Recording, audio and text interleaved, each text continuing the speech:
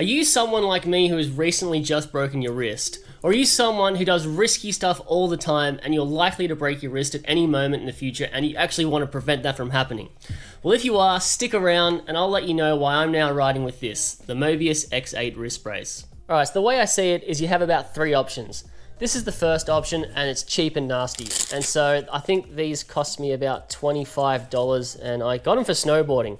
And the problem with these, right, is they're really nice and effective, but there's a big piece of plastic in your palm. And so I tried to use these for mountain biking. This is long before I actually broke my wrist and I couldn't grip the bars. Like I went off one jump and almost slipped off straight away. And so I can't wear these. Now, these are Dave from DMMTBs and he graciously donated this to me when he left these in my car a couple months ago. So he rides with these, and I have no idea how the hell he does it, but he manages it somehow. So these things are great for actually preventing breaking your wrist, but I can't wear them. I just can't hold onto the bars. Plus, I like to wear gloves as well, and wearing gloves plus this is just a pain in the butt. And so my ones, these are neoprene, these are Dave's. They're slightly more breathable, so they're gonna be a bit more comfortable. You won't sweat as much, but same problem, can't grip onto the bars. No good.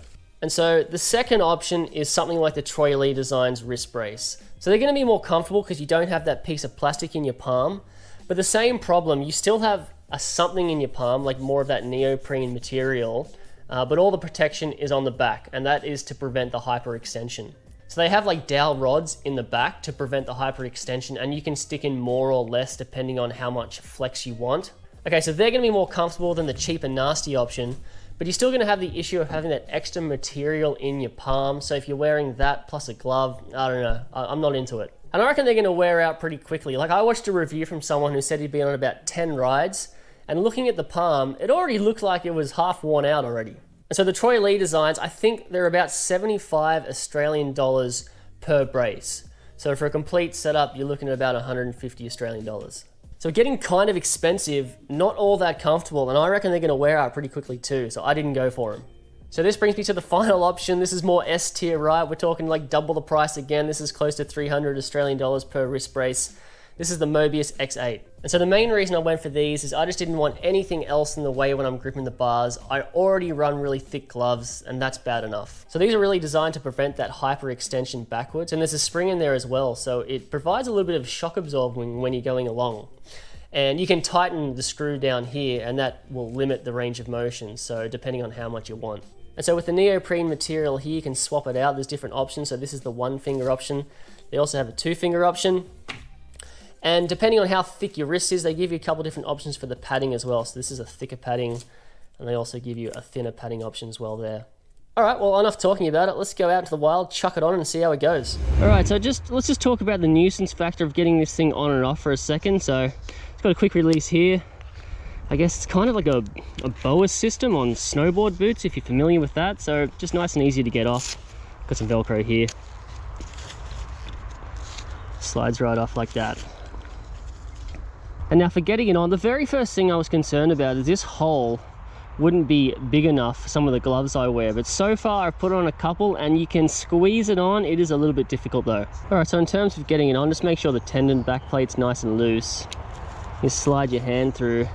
And the most difficult thing is just finessing this down to the end of the thumb. Much easier when you're not wearing gloves, but I always wear gloves. So then I found doing the Velcro up, the next easiest thing. Like that. Then just getting the tendon back plate into position, tightening it up.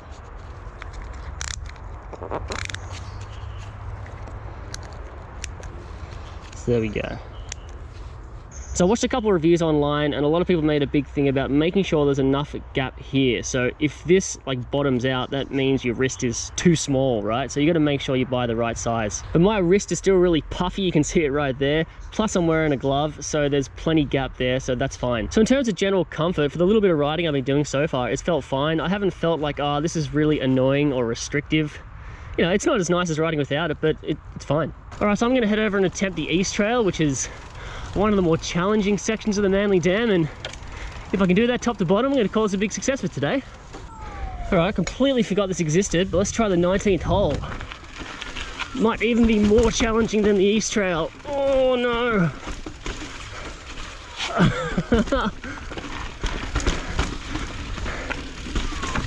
Never thought I'd be scared of doing this again.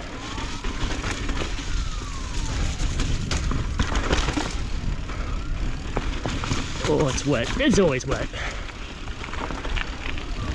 So everything hurts right now. My broken thumb hurts.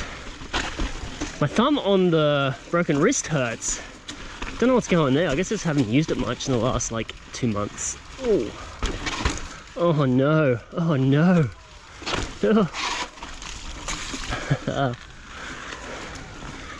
Oh, this is what I'm most concerned about here. Oh. Okay, okay. Oh. Alright, past that. Now, onto the East Trail. Alright, it's the East Trail. Here we go. I just hope I don't get run down here. That's going to be too embarrassing. Oh. Oh. Oh.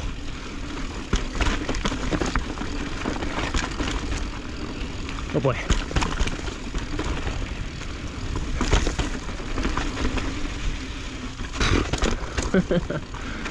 This is so slow. Okay. This is one of the most bumpy parts. Oh, oh. Yeah, so it's actually not my wrist that I'm worried about. The wrist feels, oh god. The wrist feels very secure. So I broke my hand as well. Wow, that's blown out. Oh my god. Oh, wow. Alright. Yeah, because I broke one of my metatarsals, my 4th metatarsal. I think that's giving me more grief than the wrist. So I don't know if that's a positive or a negative, but it is what it is.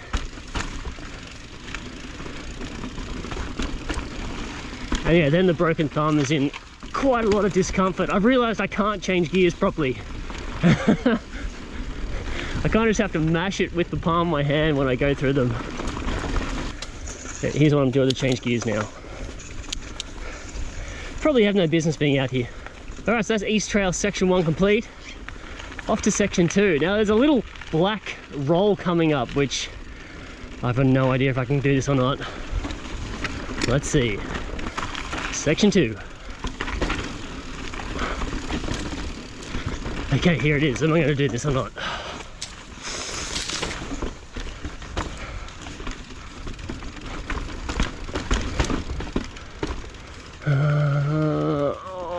Okay, let's just do it. Let's just do it. Let's do it. Oh. Whew. Okay. Think I'm gonna make it. Ooh. Beautiful berm. Wow. Oh, okay. Well, that felt horrible, but I made it. Awesome. So back home for my final thoughts.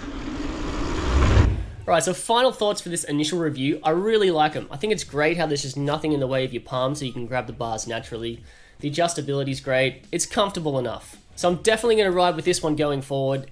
Am I going to go and purchase another one for this hand? I don't know yet. I'm just going to ride with it a bit longer and see how it goes. And so if this does hold up to the abuse, then I'll probably think about getting one for this hand. I don't know. They're so shockingly expensive that I'll have to think about it. But I would say that if you're someone like a tradie who needs your hands, then you got to look into something like this. Because if you break one wrist, you're basically out for a couple months. And God help if you break both wrists. If you break both wrists, then you basically need a full-time carer because you can't do anything for yourself. So on that cheery note, I'll leave it here. I don't know what to tell you. This is a really dangerous sport, and on a long enough timeline, you're really going to hurt yourself doing something. So if you need your hands, then maybe pick these up as a little bit of insurance. So am I back making videos? Not really. I need a lot more time on the bike. You know, this is just the very first step in a whole lot of baby steps to getting back to confidently riding again. But hey, it's a start. So I'll leave it here. Thanks for watching. Please like and subscribe if you enjoyed. It really helps out the channel. Stay tuned, and I'll see you in the next one.